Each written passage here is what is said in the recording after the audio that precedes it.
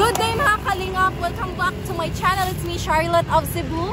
And ngayong araw po ito, nandito po tayo sa Angeles, Pampanga, no? Malis na po tayo sa Dait at dito po tayo nagkaroon ng field mission. So ayan po, field mission baga ay naghahanap po tayo ng taong makakausap natin. Mapapanayam, ang ingay, mapapanayam patungkol po sa buhay-buhay nila. At nakita po natin si ate. Magandang hapon po. Magandang hapon po ate. Anong po pangalan natin? Daisy po. Daisy. Ito po, nakita po kasi namin siya na dito lang sa sa kalye. Oo nga. Ngayon naman po mga kalingap ay ngayon like, di ba bukas sasaulugin na natin yung bagong taon, no? Tapos nakakalungkot kasi dito sila mag-celebrate ng kanilang bagong taon. Ilang taon na po kayo ate? 24. Ilan po yung anak nyo? 4 po. 4. So ito kasama po natin, ayaw ng anak niya, nahihiya. May pa ganun pa daw. So ate, ilang araw po kayo nandito? Kaya na po. Dito lang sa lugar nito or palipat-lipat kayo? Palipat po po gabi. Lapit malapit kayo, anong boses niya? Doon, dito, doon. Okay. Isa sa ibang lugar. Oo, so ilang umabot na ng isang taon, palipat-lipat kayo ng lugar? 4 na taon!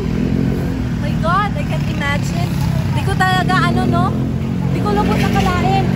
Gaano po kahirap ate na yung wala po kayong sariling tirahan?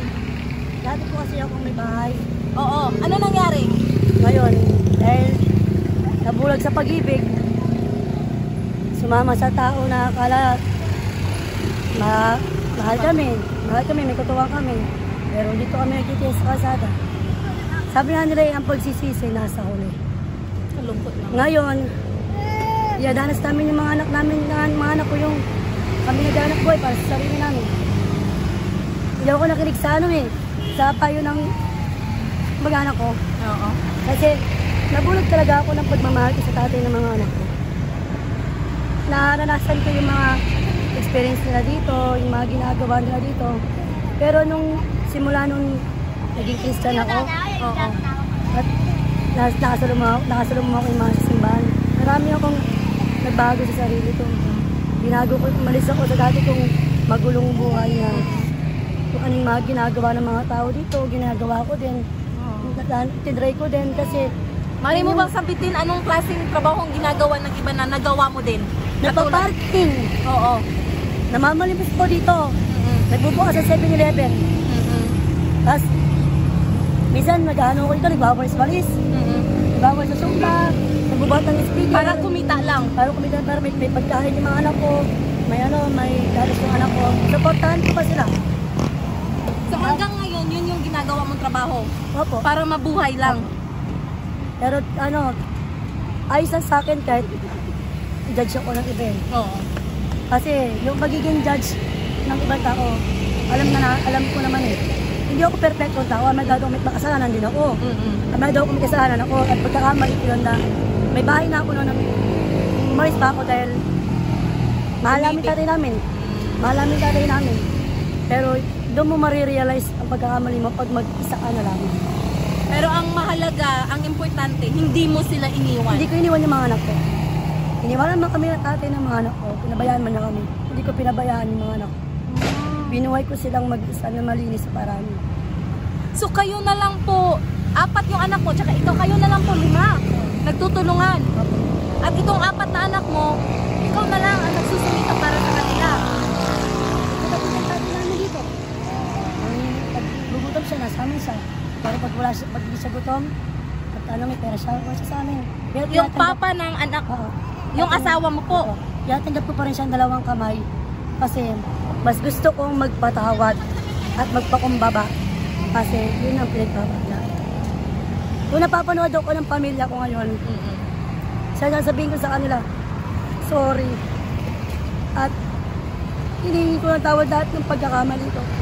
Na-realize ko yung pagkakamali ko na totoo pala yung sinabi ng lola ko na, Nak, huwag mo nang balikan yung dati mong buhay.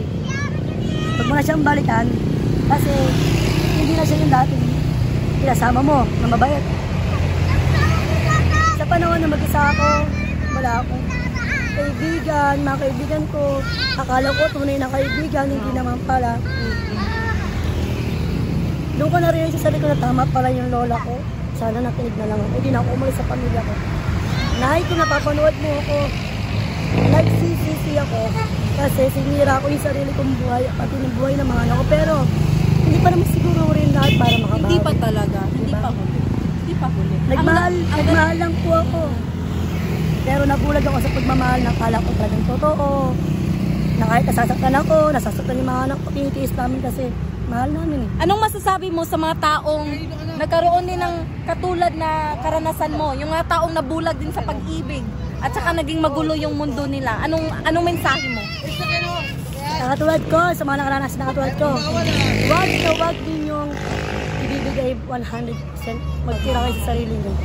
Kasi, katulad ko, hindi ko alam paano ako mag-umpisa sa sarili ko. Pero pag nakita ko sila, kaya ko pala. Then, surrender to God your life. And, wag na wag ka makakalimot sa kanya kasi siya lang yung kakampi mo eh. Iwan ka man ng maraming tao, iwan ka man ng lahat ng mahal mo, siya yung tinaiiwan. Ako never niya akong iniwan kasi alam ko yun eh. Once nangangailangan ako, mag-pray lang ako sa kanya. Anong tutulungan niya sa amin. Ngayon sa araw na ito, anong pinagdarasal mo? Magkaroon ako ng sarili ko. Kahit kwarto lang na namin mag-iina. Kahit kwarto lang. Kasi, bakit kamo po? Makapagtrabaho ko dyan, kasi dahil kaya pasukan eh. Aminado natin na trabaho ko sa bar. Mabubuhay ko yung mga anak ko. Sa pamilya ko, mapapanood ito. Nagsisisi ako na sobrang pinalitdan ko kayo. Totoo nga sabihin natin, wala sa una yung pagsisisi na sa uli. Mahal na mahal ko kayo kung alam nyo na lagi ko kayo nasa isipan ko. Nangulila ko ng sobra sa pamilya. Lalo na sa lola ko. Yung lola ko na mahal ako. Hindi ka po nila tinulungan nung alam ng mga pamilya mo na dito ka nakatira sa kalye? Tinulungan nila ako. Oo. Kumbaga, binigyan nila ako ng match lesson na makita ko, na magising ako sa katotohanan kung anong ginawa sa akin. Yun yung laking tulong nila sa'yo. Oo. Kasi nga, kawawa talaga kung makikita niyo mga kalingap. Ito po ay isang tarpaulin lang. At dito po sila natutulog, pamilya. Imagine po, 4 po yung anak niya. At saka 34 years old pa lang po si ate. Sinabi niya, binanggit niya kanina, iba't ibang klase yung trabaho ang ginawa niya. Na talagang hindi natin makakaligtaan na may tanong, bakit hindi siya tinulungan ng pamilya niya. Bagkus ang sarap po ng sagot niya, tinulungan siya. Sa anong paraan. Parang namulat po siya sa mga naging desisyon niya doon sa buhay niya na puro kamalian. Ito po yung parang naging malaking lesson. Tama po ba? Na kung maaari, kung magmahal man daw tayo, kasi nga, hindi man natin makakaligtaan no, na pag tayo'y umibig, kung minsan binubuhos natin lahat. At kung tayo'y umibig, hindi natin nakikita na mali na pala yun. Kung minsan kasi talagang nakakabulag yung pag-ibig. At ito po ay isang malaking halimbawa, si Ate Daisy po. At ngayon laki po ng kanyang pagsisisi. Nay, kung napapanood mo ko ngayon, tita, tito, mahal na mahal ko kayo. Salamat sa pagmulat sa akin ng totohanan. Hindi ko kayo sinisisi sa nangyari sa akin, bagkus ginusto ko to. Kasi naging desisyon ko to at nagkamali ako. Ngayon, lalapit ako sa inyo pag okay na yung buhay ko. Gusto kong patunayan sa inyo na kaya kong tumayo sa sarili ko pati mga anak ko. Pangako ko sa sarili ko, nalalapit lang ako sa inyo pag okay na ako. At okay na yung buhay naming mag-iina. Kasi ngayon, nag-uumpisa pa lang ako eh. Sa moving on sa tatay ng mga tata, paano ko sila mapalaki ng maayos. Pero 100% mabubuhay ako na maayos. Hindi ka ba nagsisisi kung hindi mo mamasamain? Hindi ka ba nagsisisi na ang dami mong anak? 4 sila yung naging anak mo. Kasi hindi madali maging isang magulang. Una, ano na yung pagsisisi eh. Oo. Pero binigay sa'yo ng Diyos yan eh. Hindi bibigay sa'yo ng Diyos yan kung hindi mo kaya. Tama. At saka wala akong pinisisihan sa mga anak ko dahil ang mga anak ko ngayon ang naging buhay at naging lakas ko. Yung nangihina ako, manunod ako, pangiti lang ako nito. Itong batang to. Masaya na ako. Balik, na ako ulit. na ako ano ng mga taong magbabash sa akin. Oo. Na ganito ganyan. Alam ko yung sarili ko. Mm-mm. At kilala ko ng pamilya ko kung sino ako. Dati, minado ako naging sinungaling ko sa pamilya ko kasi nabulag ako ng pagmamahal. Pero nung nakilala ko Bakit ka ba umibig sa taong yun? Anong nakita mo at ba't ka humantong sa pagkabulag? Akala ko kasi nung dati, mahal niya ako. Oo, akala mo mahal ka niya. Pero hindi pala. Ilang taon mo nalaman na hindi ka pala mahal niya? 11 years? 11 years kayong nagsama, ganun. 11 years. 11 years ako nabulag. So siya yung ama ng mga anak mo, yung 4 na anak mo. Oh. Yung rason ng paghiwalayan nyo ay may ano ba? May Third party. Yun yung kadalasang problema. Pero, yung ginawa niya kasi sa akin, pinaisip niya ako eh. Kumbaga, ilang beses ko na siyang nahuli. Pero, Patawad ako. Ang ayoko sa ginawa niya sa akin, yung pagkakamali niya sa akin niya pinasa. Na ako yung isasabi niya na nalakero daw ako, gito. Na ikaw yung may Ako may problema. problema. Pero, ayos lang. God knows kung anong ginawa ko mabuti dito. At kahit anong gawin niya sa sarili niya, alam niya sa sarili niyang wala ko sa kanya. At binuhay ko ng maayos. At napantay yung mga bata. Tama. Hindi ko naman ikahiyang namamalimos ako sa daan eh. Ba't mo ikahiyang ba namamalimos ka? Bakit? Ang mas nakakaya, yung nagnanakaw yung namamalimos. Totoo. Hindi ko ikahiyang namamalimos kami. At hindi ko ikinahihiyang ganito nangyari sa buhay ko dahil binigyan ako ng Diyos ng paraan na matutunan at magkaroon ng lessons sa naging buhay ko. Hindi pa huli ang lahat sa pag-asa. Totoo. As long as nabubuhay ka pa sa mundong ito, may pag-asa pa. Bawat isa sa atin, may iba't iba tayong problema. Ito yung palagi kong sinasabi.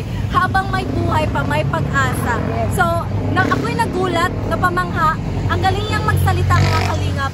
Nakikita mo talaga na totoo yung nararamdaman niya. At ang buhay niya ngayon ay parang kung nagkamali man siya, pinanindigan niya yun. Hindi lahat ng tao ay may ganyang klaseng ugali. Yung iba, nagkamali na nga, ay sinisisi pa sa iba yung buhay nila. Ako'y napahanga talaga sa taglay mong, sa katangian mong taglay at sa pagiging mabuti mong ina. So kung wala mang nakakapagsabi sa'yo na isa kang mabuting ina, ako mismo magsasabi sa'yo na napamangha mo, kung proud ako sa'yo, hindi madaling maging isang ina, hindi madaling buhayin yung 4 na anak na ikaw lang, hindi madaling mag-move on sa relasyon mo, sa toxic relationship mo. Tapos, ito na ngayon, pinandigan mo kung anong meron ka. Ngayon, anong mensahe mo sa mga babae na katulad mo, palagi kang papatawad, nang sa ganun ay maisalba mo yung pamilya mo kahit hindi ka na masaya. Yung mga babaeng naging martir sa karelasyon nila, anong mensahe mo doon? Hindi habang buhay martir tayo. Hindi habang buhay bulag tayo sa katotohanan. Hindi ibibigay ng Diyos sa atin to. Hindi natin kaya. Always pray and think positive way. God always know kung anong kabutihan at nasa loob mo. At kung anong pagsisisi mo. Sabi nga nung isa kong kaibigan ng Amerikano, give a lesson to your own mistake in life. Lahat ng pagkakamali mo matututo ka. Kasi yun, katatatag. Tumatag ako sa pagkakamali ko. Tumatag ako ng dahil sa pagtira ko ito sa asada. Tumatag ako sa mga nakahulog-hilo ko. Dahil mismo sila ang nagbigay sa akin ng faith para tumatag ako. Sa mga katulad kong hindi man masama yung magmahal. Ang masama, hindi ka natuto. Natuto ako sa pagmamahal ko ngayon. Ngayon, sa atin, hindi pa huli ang lahat. Focus muna sa mga bata. Ang priority ko ngayon, 2025, I surrender.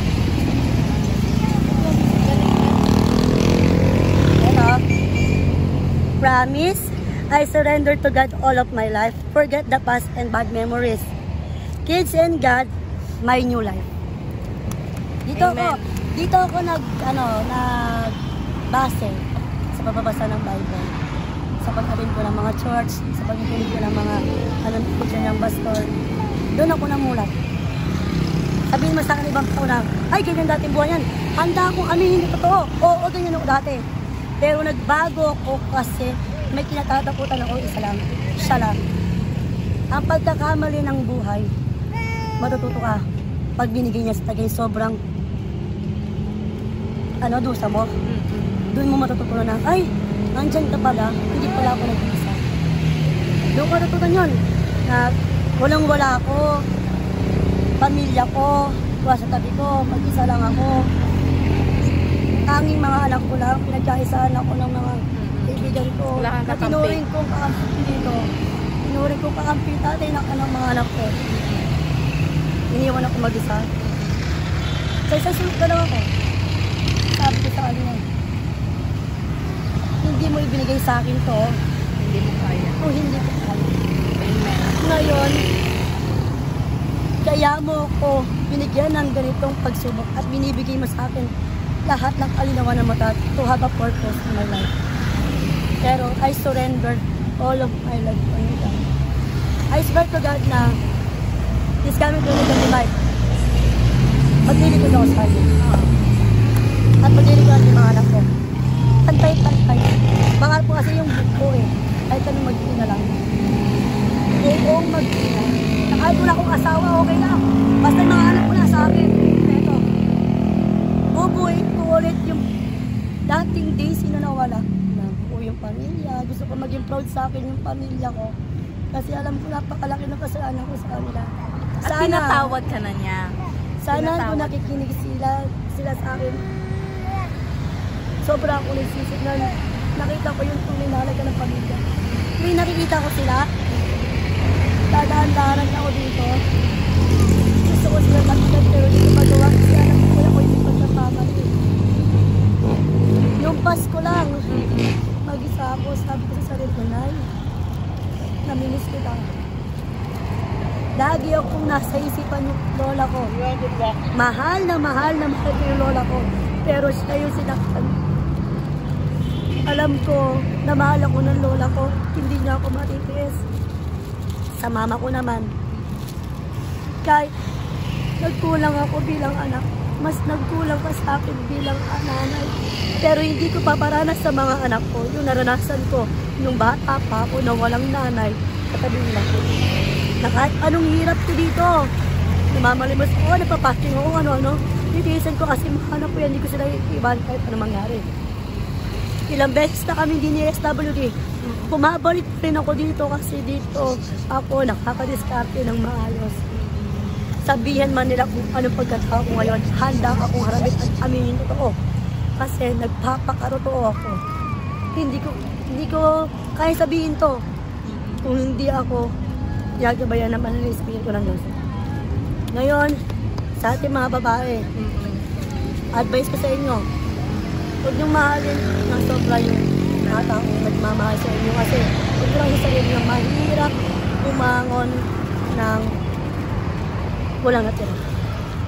Sa katulad ko, napakalaki ng sa sarili ko, napakalaki ng kaya sa buhay. Pero, konti-konti nakaka-recover na. At hindi pa naman talaga huli ang lahat. Alam mo, ganyang klaseng mindset, nakikita ko talaga na may malaking pagbabago next year. At lalong-lalo na, maintim na yung panalangin mo, ikaw na nagdadasal araw-araw, alam ko talaga na hindi ka pababayaan. At may malaking rason kung bakit kita nakilala at nakita at naisawalat mo sa lahat yung kwento ng buhay mo. Ikaw ay sadyang napakatatag at hindi ka talaga nahiya na sabihin yung kwento mo. Ang daming aral na matutunan natin sa kanya mga kalingap. At ako din, tama yan no, ako yung napamangha. Hindi madali umibig, hindi din madali maging isang ina. Hindi madali na mabuhay sa lansangan. Pero bagkos, hindi nyo po siya minsan narinig na nagmamakaawa at humihingi ng tulong. Ano yung sabi niya? Lalapit lang siya, babalik siya sa pamilya niya. Pag siya'y nakatayo na sa sarili niya mga paa. It's a one of a kind talaga na may mga ganito talang klaseng tao na kahit dito lang sila sa lansangan, napaka-positibo ng kanilang pananaw sa buhay. So ikaw po talaga ay masasabi ko, ikaw ay isang naging matatag ka at yung pagiging strong woman mo, pagiging isang mabuting ina para sa iyong mga anak ay talagang nagbibigay inspirasyon sa lahat. Thank you po. Yes, so huwag kang mawalan ng pag-asa kasi nga maraming pang nagmamahal sa iyo, lalong-lalo na yung Panginoong Diyos. Okay. So may mensahe ka ba sa lahat ng nanonood ngayon? Click and subscribe sa sa page ni ate. hindi sinasadya, pero parang kusa siyang dumating sa amin. Kasi dumanak sila eh. Hindi ko na-expect na babalik sila. Nakausapin nila ako. Pero i-bash man ako ng iba, handa akong harapin. Kasi ako yung nagsasabi ng katotohanan at pawang katotohanan lamang. Hindi ako mahihiya na aminin kung sino. Dahil alam kong malinis ang puso ko. At meron na akong takot. Dati wala. Meron, ngayon may takot na ako. Kasi ang bumubuhay sa akin, ang mga sa atin, ang page ka. Happy New Year sa lahat!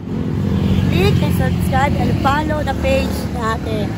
Huwag niyong isipin na hindi vlogger lang, ganito ganyan. No. Nagkakaroon sila ng way para magkabati yung isang pamilya.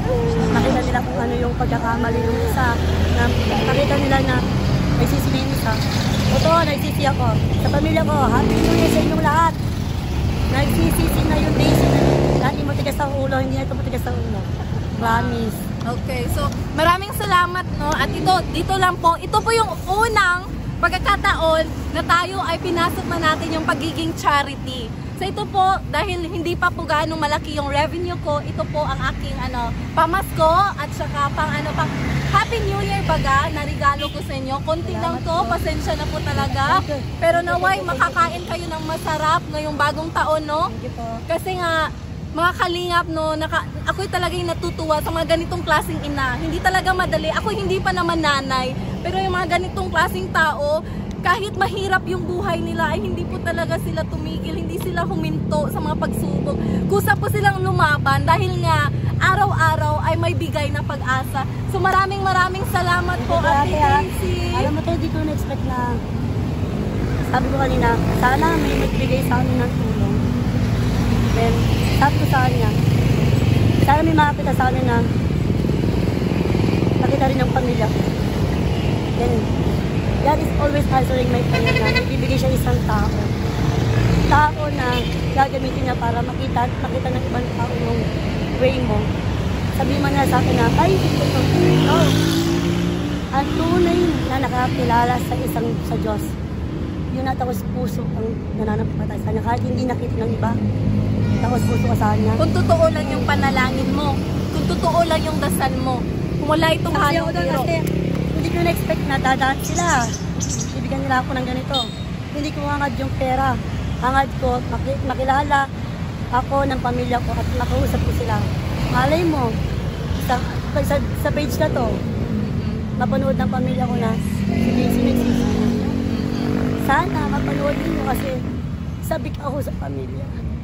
Sabik na sa akin. Sobra. Hindi ko hangad yung pera na maraming pera. No? Hindi ako mukhang perang tao. Sabik lang ako sa pamilya. Pagmamahal ng tunay na pamilya. Hindi peki at tunay. Kasi yung tunay na pamilya ko, yun lang ang tunay na nakakakilala sa akin. Lalo na yung lola ko. Mahal ko yung lola ko. Kahit anong mangyari, lahat ng lola ko, mahal na mahal ko. Pero huwag mong kalimutan, nandyan ang mga anak mo at sila ang magbibigay na tunay na pag-ibig sa iyo. Sa mga anak ko,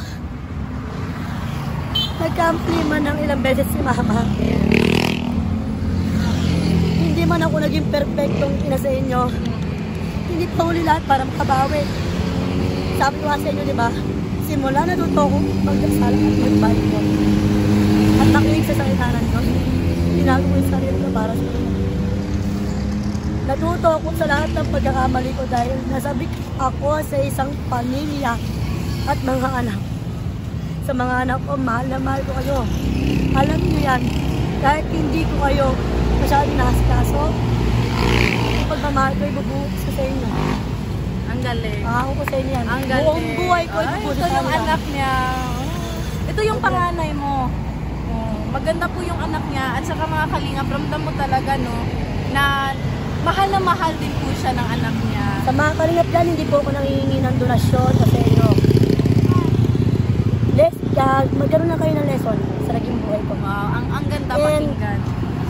Kahit hindi nyo kami bigyan ng tulong, ayos lang kasi hindi mo na ako manghihingi ng tulong eh. Hanggat kaya kong tumayo sa sarili kong paa at kaya kong mabuhay at buhay pa ako. hanggat malakas pa ako, babangon ako para sa mga anak. Pero yung Team Kalinga po ang nagbibigay inspirasyon at saka instrumento na sa ganon ay kahit papano makapag-abot man tayo ng konting tulong sa kanila. Kasi nga, hindi po talaga madali. Kaya nga sabi ko kanina, may rason. Totoo yung sinabi niya, napadaan na po talaga ako. At talagang inisip ko, baka nagpipiknik lang. Yun talaga yung nasa isip ko, baka nagpipiknik. Pero wala namang talagang masama kung alamin natin yung buhay nila, no, mga kalingap. So ayun, maraming salamat po talaga, Ate Daisy.